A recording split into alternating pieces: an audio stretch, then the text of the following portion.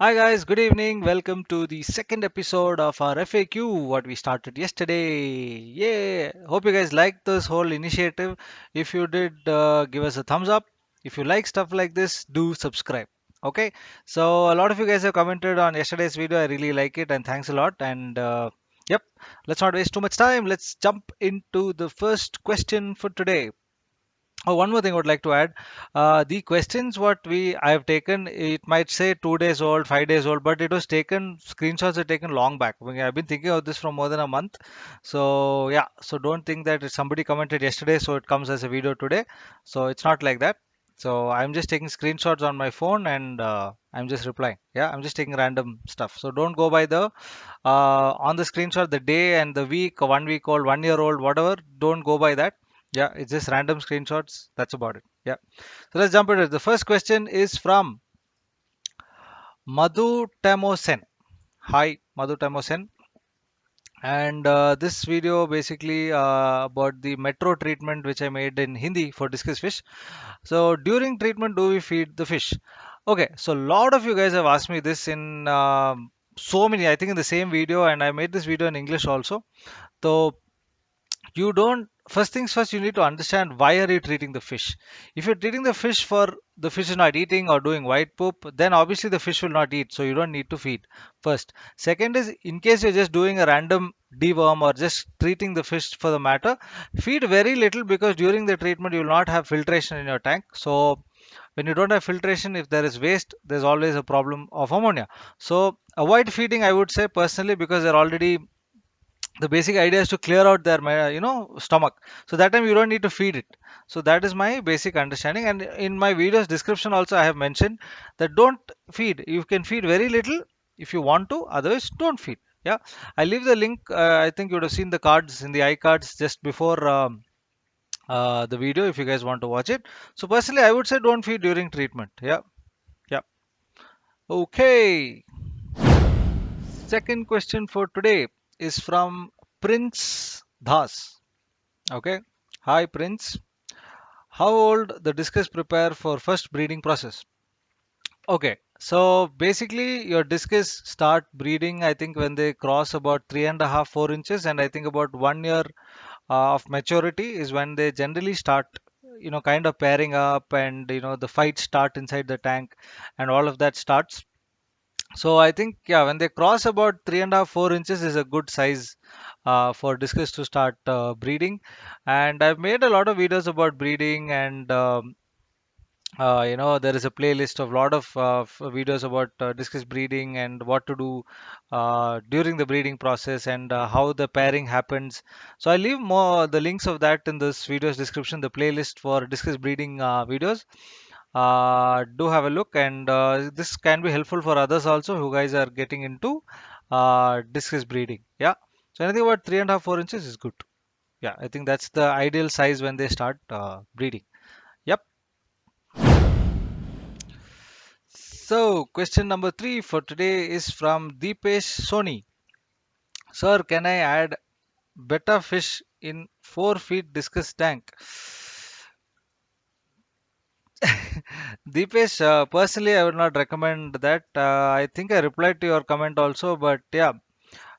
So yeah, I wouldn't personally recommend that, because first things first, discus is a big fish and bettas are really small, and generally bettas are very aggressive. First thing.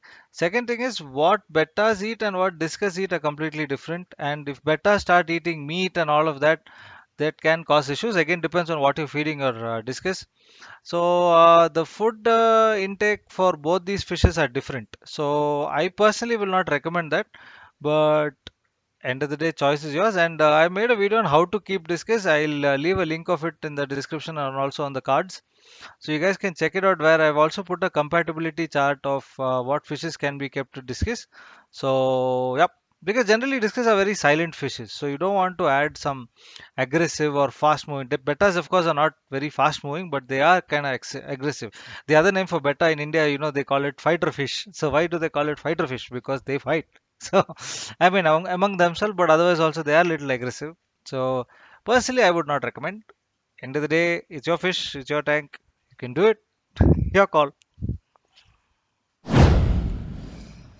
fourth question for today is from Astro0322. Okay. Hi, sir. This is on my bloodworms video. Very old video of mine, actually. Yeah. Hi, sir. My six discus fish eat only frozen bloodworms. I tried freeze dried, but my worry is if you feed them, how many times in a day? Thank you very much in advance. Okay, my worries is okay. First things first, bloodworms feeding every day is not good for, I would say, any fish because it's very high protein, and I hope you are feeding it sterilized and yeah, bloodworms. First thing.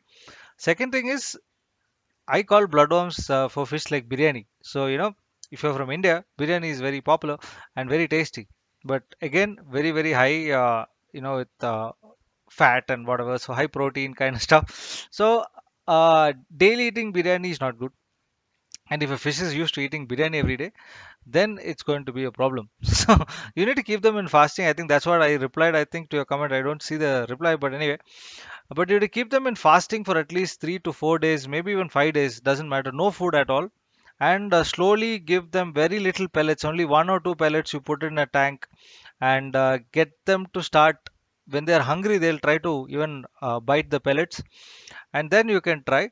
Otherwise, daily bloodworms can cause a lot of issues because they need some time for it to, get used up in the body, right? So that is why it is very important that the food breaks down inside a fish. So don't overfeed. First thing. Second is bloodworms, again very high protein. So I would say avoid every day. Try fasting method, 4 to 5 days. Yeah, and then you can see I've shown how to feed bloodworms anyway. But yeah, daily bloodworms not recommended at all. So today's fifth question is from which we've randomly selected. Sorry, it's not something which is coming. Anyway, is from Nilesh Patil. This is for my other seeds video. Can we cover planted tank with cover? Okay, so planted tank, like that plants need light. So if the light is inside your cover, you can always put a cover on the tank, or you can put a transparent cover or a glass, and the light can pass through. But completely sealing it is not recommended, I wouldn't say, because it needs some aeration. I think the natural little bit of oxygenation has to come in, because there's a lot of discharge of oxygen and carbon dioxide in a planted tank. So that little bit of ventilation is very, very important, I feel so. And light is very important. So if you are covering the tank with the light, then there's no problem. I made some videos about acrylic roofs and all of that. I leave a list of that in the video's description. You can check it out. But yeah, generally I think yeah, you can do a mild cover. Yeah, try it out. Yeah. So yep. So that's it for today. And so hope to see you in our next video with our next 5 questions. Okay, so if you guys like content like this and what we have started, do support us by liking our channel first, and subscribing our channel, and also follow us on Instagram. It's very easy to interact if there's any questions first thing. And yeah, so subscribe, support, follow. Yeah, 3 things to do. So thanks guys. So until our next video, stay safe and take care. Bye bye.